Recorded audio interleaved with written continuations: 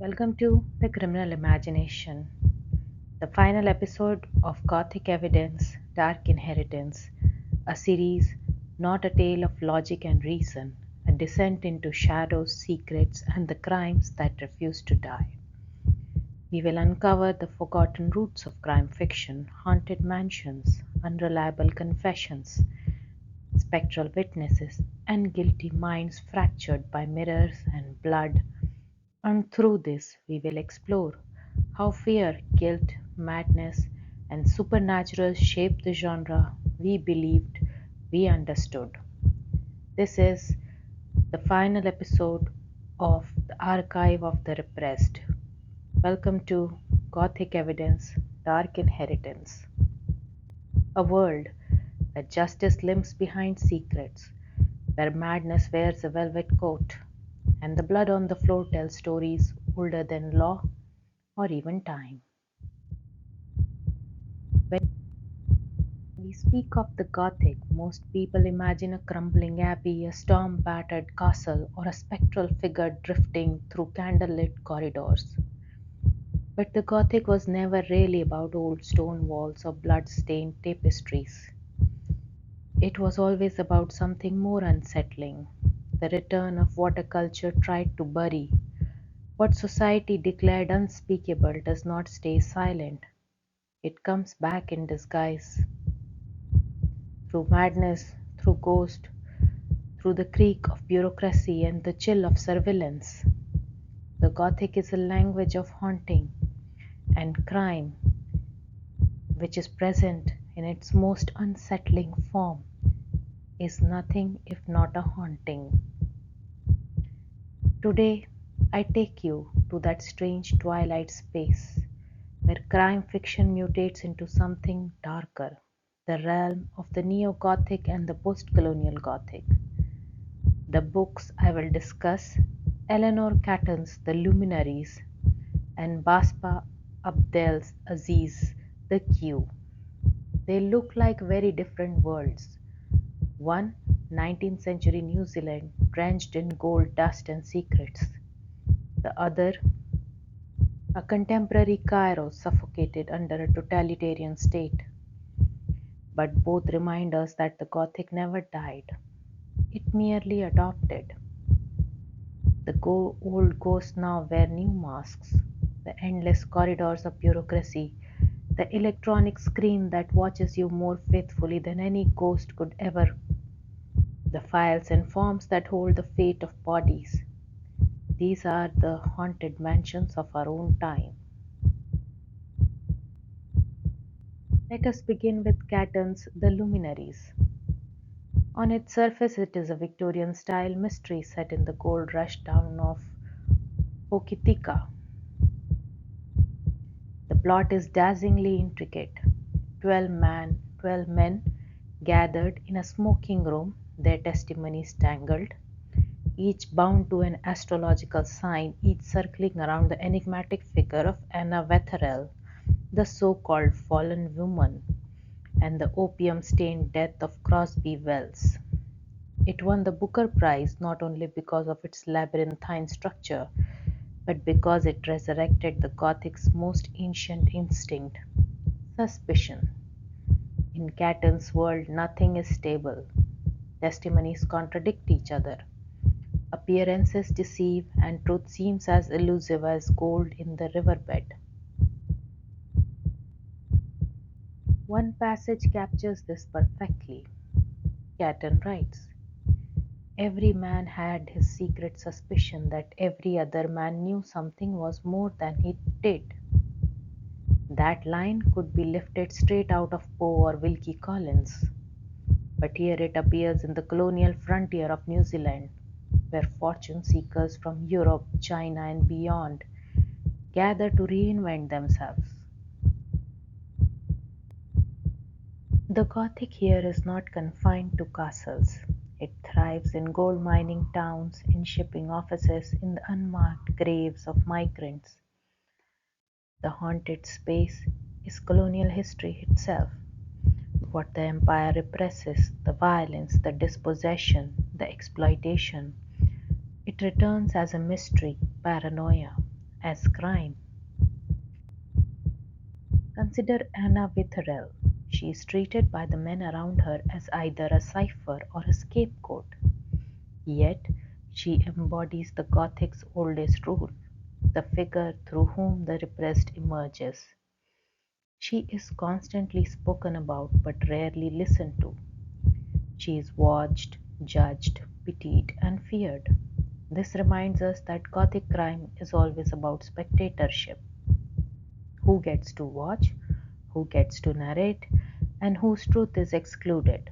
The colonial frontier is full of such spectral witnesses, people whose lives are marked by silences in the archive.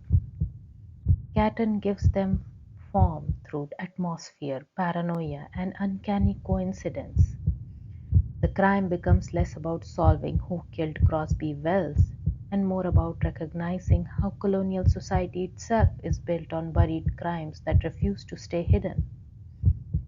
Now shift continents. Abdel Aziz's The Q gives us no gold dust, no seance tables, no astrological charts. Instead, its horror is bureaucratic. A nameless Middle Eastern city ruled by an oppressive regime simply called the Gate. Citizens line up endlessly in front of it, waiting for documents, punishments, surgeries, the smallest crumbs of existence. It is a novel where the Gothic mansion has been replaced by the government office. The corridors are infinite because the gate never opens. The paperwork multiplies endlessly as though written by spectral hands. And the crime at the heart of the novel is not a single murder, but systematic, the denial of life itself through procedures, signatures, and stamps withheld. One of Abdel Aziz's most chilling lines described this silence. The gate did not open that morning, or any morning after. That phrase is pure Gothic minimalism, an immovable presence, an absence so total that it haunts every page. Where Catton's ghosts are buried secrets of the empire. Abdel Aziz's ghosts are digital and bureaucratic. Citizens become shadows of themselves, waiting endlessly, slowly eroded into silence. The haunting is no longer supernatural, it is administrative. What links these two novels is the return of the repressed in new forms. In the Luminaries, the repressed is colonial violence, resurfacing as a baroque mystery. In the Q, the repressed is freedom itself, suffocated by authoritarian control, returning as cues that stretch into infinity. Both novels shows us that Gothic crime did not end with the Victorians. It mutated into post-colonial contexts where the ghosts are not medieval knights or pale phantoms but clerks, documents, and data servers. Let us pause on this idea of digital ghosts. In a world where surveillance cameras record every street corner, where social media stores our every word, the Gothic no longer needs candlelit corridors. It thrives in hard drives and databases. We live in haunted houses of information. Every keystroke becomes an unreliable confession, every deleted file threatens to rise again. Abdelaziz captures this perfectly through the figure of the medieval report that must be approved by the gate. It is a simple document, but without it, a wounded man cannot receive surgery. The horror is not supernatural, it is procedural. Yet the effect is the same as any ghost story. You are trapped by forces beyond your control, forces that return night after night, inked in stamps and seals instead of blood. There is, I think, a lesson here for crime fiction itself. Too often, crime fiction is assumed to be rational. The detective gathers evidence, assembles clues, and imposes order. But Gothic crime insists that order is the illusion. The crime is never fully solved, the haunting never ends. In Catton, the mystery remains entangled, never yielding a single answer. In Abdel Aziz, the crime is systematic and endless. The queue never disappears. These are not tales of closure. They are archives of repression, where crime is the language through which the past and present speak to each other in whispers. Let me give you an image. Imagine a ghost in the library. No, not a ghost rattling chains, but a ghost that is missing a file, a redacted name, a photograph with the face scratched out. That is the Gothic crime of our age. Postcolonial states, bureaucratic systems, and digital archives all produce absences that behave exactly like specters. They stalk us, they refuse to let us go, they insist on being noticed. They are crimes written in silence. One could argue that Catton and Abdel Aziz are writing in very different registers, one baroque and astrological, other sparse and allegorical.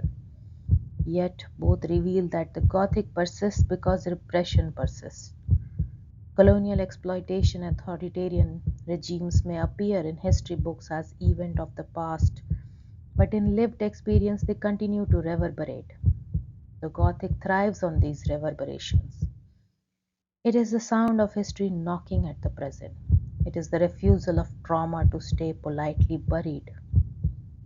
This is why I think of the neo-Gothic and post-colonial Gothic not as subgenres but as reminders. They remind us that crime is never merely an individual act. It is social, it is political, it is historical, and it is haunted. In Catton, the haunted are settlers, migrants, women treated as objects, indigenous presences buried beneath cold fever. In Abdel Aziz, the haunted are ordinary citizens, condemned to wait for documents that never come. In both cases, the law is not salvation. The law is the crime itself. This is the deepest Gothic truth. The institution meant to protect you becomes the one that damns you. Bureaucratic horror is particularly fascinating here. Kafka knew it, of course, the trial without end, the castle without entry. But Abdel Aziz shows us how this Kafkaesque machinery becomes explicitly Gothic in a post-colonial state. The gate is described almost as a living entity, immense, immovable, inscrutable. People speak of it with reverence and fear as if it were a spectral monarch. And in this way, bureaucracy itself becomes supernatural, faceless, unaccountable, omnipresent. Every form, every delay, every missing signature becomes a haunting. Abdel Aziz's brilliance lies in showing us that modern horror does not need ghosts, it needs stamps and silence. Meanwhile, Catton shows us that colonial modernity itself was Gothic from the start. The gold rush was not just about fortune, but about erasure. Erasure of indigenous land, justice, stability. When fortune seekers arrived in New Zealand, they did not find a blank slate. They found histories, spirits, presences. The Luminaries reveal that these buried presences haunt every encounter, every testimony in the novel contradicts another.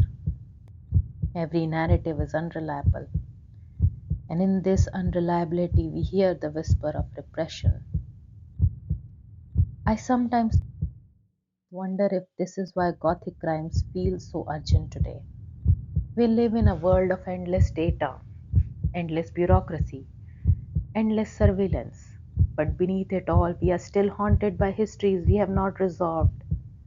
Colonialism, dictatorship, systematic violence, we repress them, we delete them, but they return.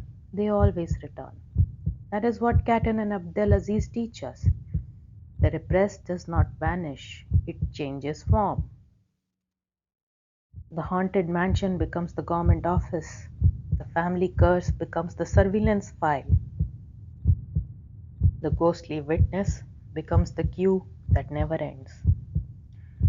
Let me ask you then, when you read these novels,